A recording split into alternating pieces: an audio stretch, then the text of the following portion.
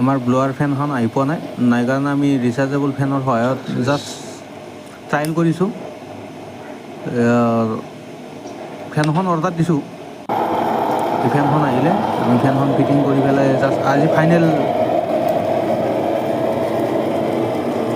ব্লোৱাৰ চোৱাৰ লগাই গোটেইখিনি ক্লিয়াৰ কৰি পেলাই ফাইনেল দি আছোঁ, চেক কৰি আছোঁ। এয়া পৰা মুভি এই এটপকৈ পৰি আছে এইটোৰ সহায়ত। এইটো এডজাষ্টৰ কাৰণে মই স্ক্ৰুটো লগাই থৈ দিছোঁ।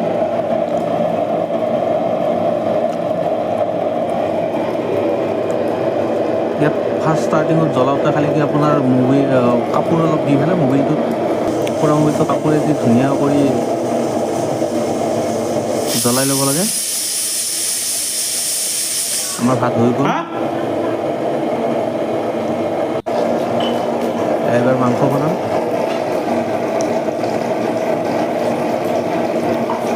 গোটেই ভিডিঅ'টো গোটেইখিনি দেখালে বহুত লম্বা হৈ যায়, সেইকাৰণে আৰু ইমান দেখুওৱা নাই।